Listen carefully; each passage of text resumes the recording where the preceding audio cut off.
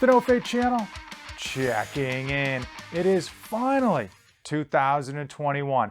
I don't know if this year is going to be any better than last, but hey, I'm willing to risk it. Today on this episode of the Supplement Review, I'm going to go over the top 3 supplements for beginners, and then at the end, I'm going to give you an honorable mention. On this series, I simply review a supplement on every episode to help you decide if it's right for your fitness goals, your health needs, and most importantly, that hard-earned money. I don't have any supplements today.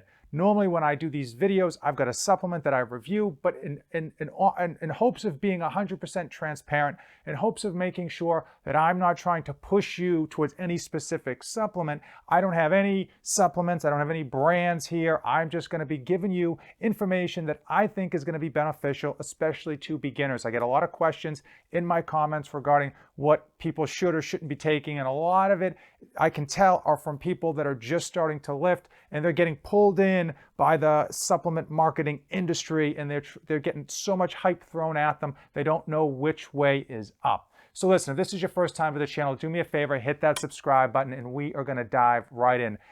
Number 3 is going to be creatine monohydrate. Now this is a confusing area for a lot of beginners because there's different forms of creatine, and then on top of it, supplement companies will put their own spin or trade name on it in order to kind of make you think you're getting something better, which might be the same exact thing as something else.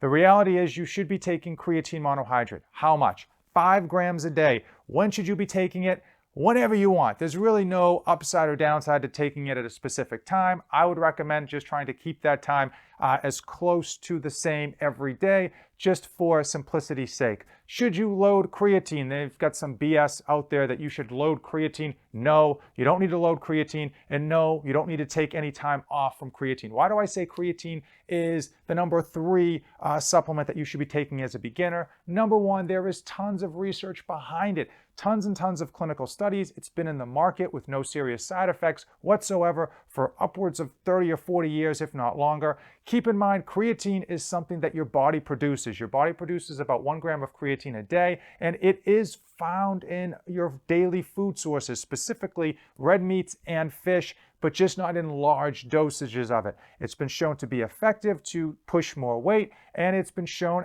to boost performance in terms of muscle output, that ATP output. And probably one of the biggest reasons is that it is very, very cost effective. It is like 5 cents a day, depending on what type of company you should go with and what you buy. Now, I don't have any companies out here in terms of supplements to sell you. I don't have any skin in the game. What I will say is that there's tons of creatine products out there. They're not all the same. A lot of the really basement cheapo creatine comes from overseas, and the quality control is super poor. I've heard stories of people finding hairs in their creatine, no lie. Here's what I will tell you in terms of when you are looking to pick up creatine. Make sure it's a reputable company. Make sure it's a company that you feel confident and trusting, and go with that company. Or you can go with the trade name Creapure Creatine. Okay, so some companies will sell Creapure Creatine, and what is that? That is simply a creatine monohydrate that is made, I believe, over in Germany, and they basically ensure that the quality of that creatine is like 99.9% creatine monohydrate versus just 99% creatine monohydrate. Doesn't seem like much, but it does make a difference. And keep in mind, that is not going to cost you much extra for that extra insurance that it is a high quality creatine, especially if you buy it by the big bulky bags like I typically do. And again, 5 grams a day, that's all you need.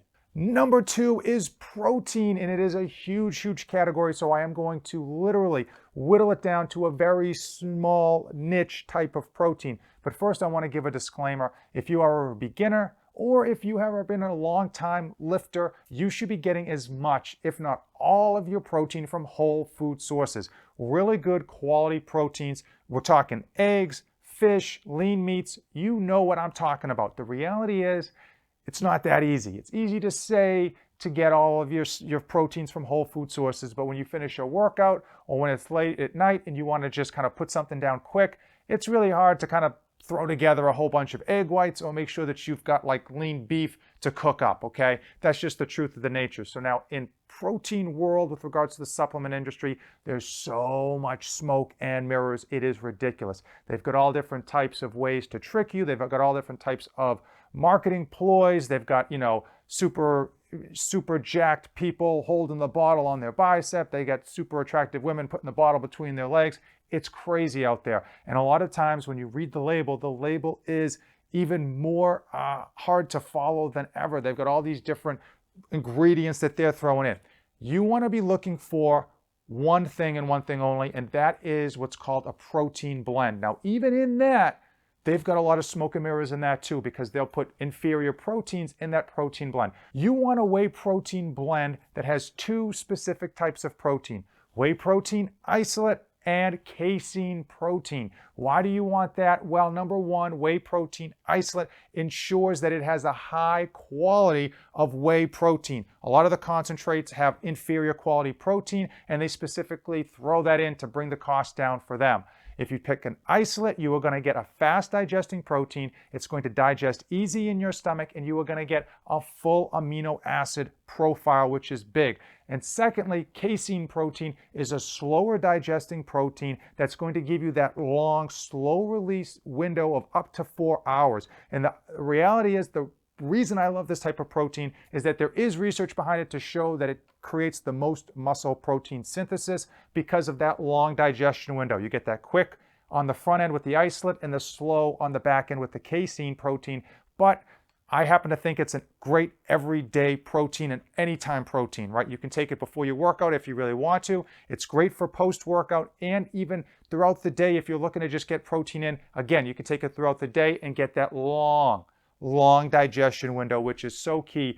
You don't want to really jack up your system by putting too much protein in it at once, especially in liquid form, because your body can only digest so much liquid protein at once before it excretes it through its urine. The number one supplement for beginners, and frankly, I'm going to tell you it's the number one supplement for anyone looking to lead a healthy life and looking to just look good or excel in their athletic endeavors, is a multivitamin. Wah, wah, wah. You thought it was going to be something amazing. You thought it was going to be that Willy Wonka golden ticket, that secret sauce that's going to be something that no one else is using.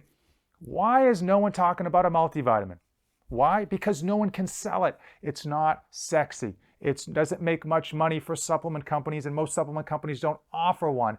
And people don't necessarily get their heads wrapped around the importance of a multivitamin. If you had a perfect diet where you were eating a multitude of different vegetables and meats and different, fruits, you wouldn't need a multivitamin. You would have a perfect diet. No one has a perfect diet. Even The Rock doesn't have a perfect diet, okay? You need a multivitamin to help close the gap in areas that you're deficient in. And oftentimes we don't realize we're deficient in certain minerals or vitamins because we just don't get our blood work checked. The reality is, as human beings, we tend to eat the same stuff regularly, and that means that we are deficient in certain areas without realizing it because we don't have that variety that would lead towards a perfect diet.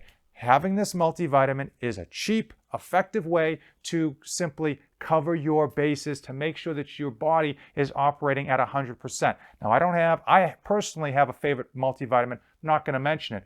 I know that money is an issue. So here's what I'm going to tell you. If you're on a super tight budget, then just go to a Walmart, a BJ's, whatever big box store you can find, and get whatever big 365 multi-pack bottle that they offer, and just take one a day. It might cost you 5 cents a day at most.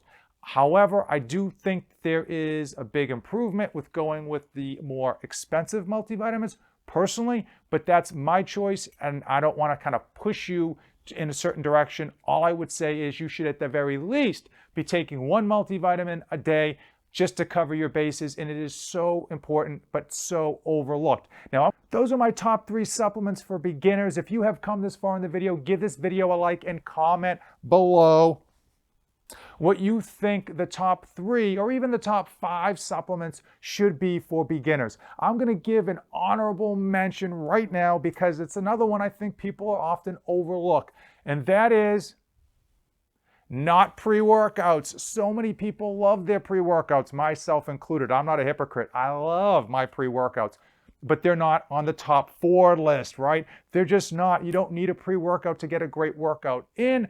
And my honorable mention is intra-workouts. This is something that people have really picked up on in the past few years because they realize when you are going through those grueling workouts, whether it's a CrossFit, boxing, HIIT training, tons of cardio, whatever, you're breaking down your body and you're sweating out tons of nutrients, tons of your body's minerals, and you're losing fluids, all that stuff.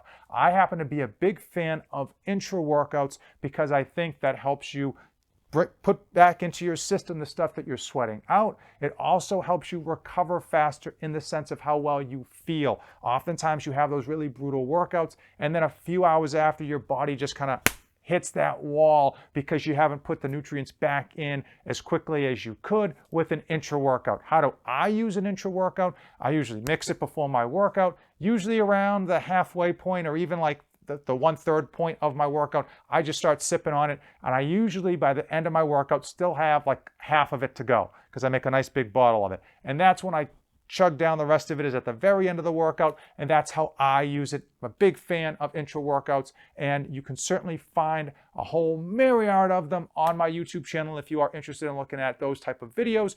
That's my honorable mention. That's probably going to be my number 4th supplement for beginners if I had to pick one. What's your top 5? Listen, just make it easy for yourself. Just drop 5 down below of your top supplements, any order. If you came this far in the video, do me a huge favor. Give this video a like. Hit that subscribe button. As usual, thank you for watching, and don't save anything for the trip back.